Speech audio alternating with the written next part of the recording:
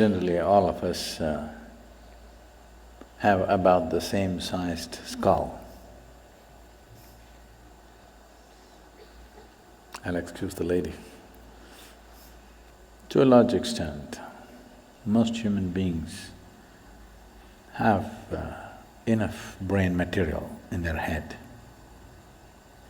Everybody, except somebody who may be severely deformed at birth. Almost every average human being has what it takes to do life.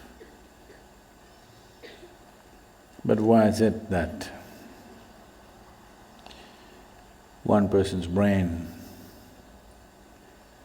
sparkles with genius, another person's brain sparkles with pain and suffering and tension and stress and whatever else? All the ugliest things that nobody wants happens in people's minds. So is it a question of higher intelligence? Is it a question of some magical influence from somewhere? Or is it a question of bringing the necessary balance within yourself so that you become available to the magic of life? A skewed intelligence, however smart it may look on the periphery, cannot make this life happen beautifully. Above all, balance is needed. Balance on all levels.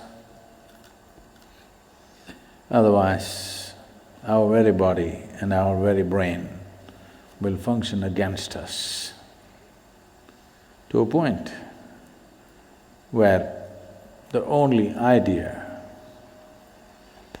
or the only form of relaxation today in the world, either there's sleep or drink or drug, all you're trying to do is to be brainless for a period of time.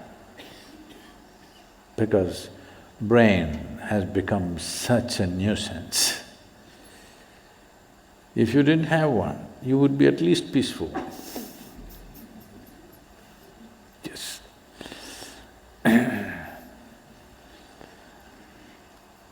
What took millions of years of evolution to achieve, today has become a nuisance.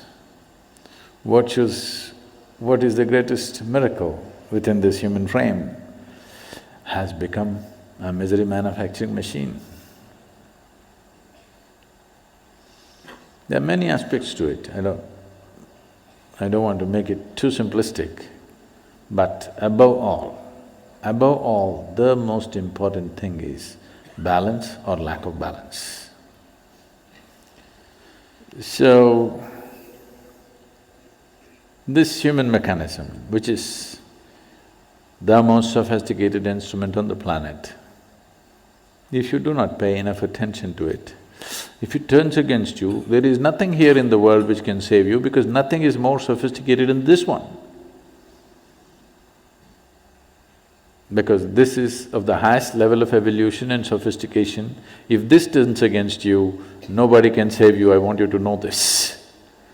So if this should not turn against you, to know the entirety of what this is, it'll take a certain level of attention. But to bring balance to this doesn't take too much. It is just that you're doing a few fundamental things absolutely wrong, that's all. To know the entirety of what this is, that's a whole lot of attention, time, education, assistance, guidance, so many things are involved. But to bring a reasonable sense of balance into you, it doesn't take much. You're doing a few things basically wrong with life. When I say basically wrong, one thing is for everybody to understand, all human experience is generated from within, is that so? All human experience is generated from within. So at any time, if you feel happy or unhappy, miserable, joyful, ecstatic, in a state of agony, doesn't matter what happens, what is your experience, pleasantness or unpleasantness, just to know that it's happening from within. And it can only happen from within. You can either take external stimuli or you can create your own stimuli, but essentially it happens from within. This one thing, if it is not grasped, when you feel miserable, if you think it's this one, you're gone. You just…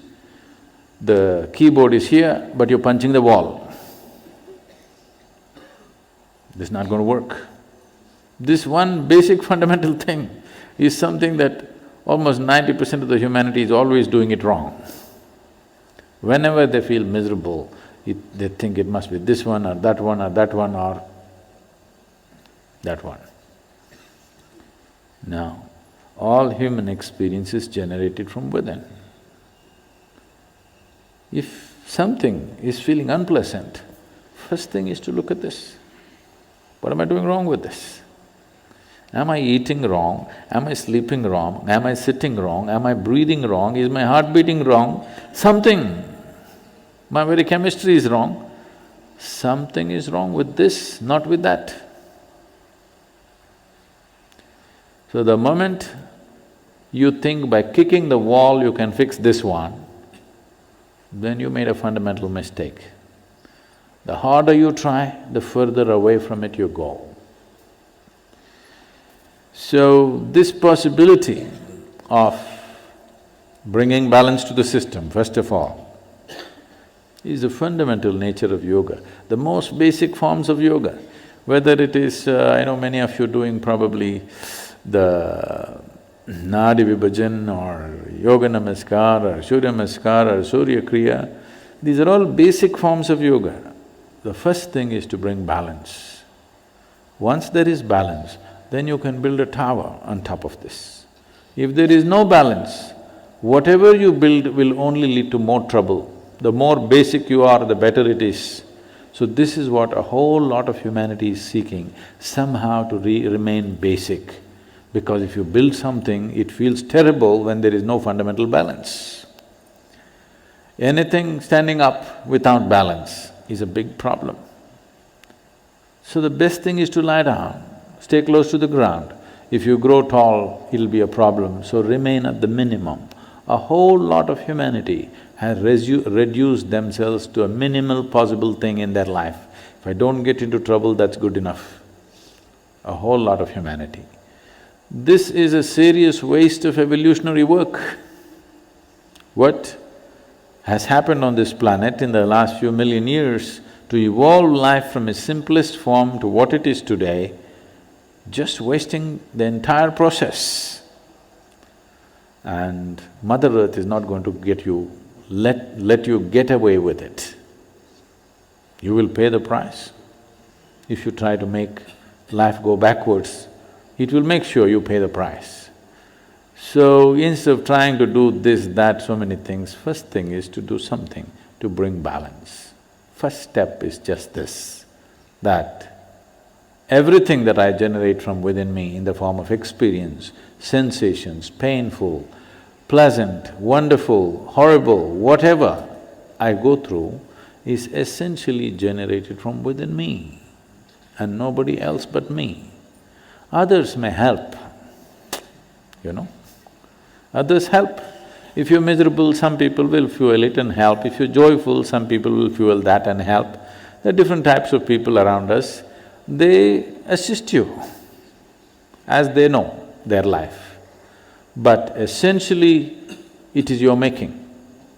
This is the fundamental aspect of yoga. The first teaching that came out was that it is your karma. That means it's your making. Your life and the experience of your life is entirely your making. If this one thing doesn't sink into you absolutely, you will not make the necessary changes. You still think, yes, I know it's my karma, but you know, my husband, what he did, you can't fix this. First you understand, this is my making, entirely my making. The moment you see it, you have the ability to change it. I see it, but you know what they did to me yesterday? Now you can't change it. It doesn't matter who did what. What is happening within you, your experience of your life is entirely your making. This is your karma. Karma means not something that drops upon you from somewhere. Karma means your action, it's your making, it's your doing. So if you just said this one thing, creating the necessary balance will happen automatically. Once there is balance, then you would want to try many things. Otherwise, I'm talking about so many things up there in the sky, you will only be a spectator. You will not be the one who flies. You will only be a spectator because when there is no balance, you don't want to go 3 inches above the ground. So this is one fundamental thing. We've been talking about this in many forms. But if you want to make the full scope, if you want to make use of the full scope of this body and this brain, of this human possibility, of this consciousness that we refer to as human being, then first thing is this, that you understand and fix it within you absolutely that the quality of my life is entirely my making and nobody else and nobody else. If you fix this one thing, balance will come. Once balance comes, I'm impatient to take you to places where only people with balance can walk, others cannot.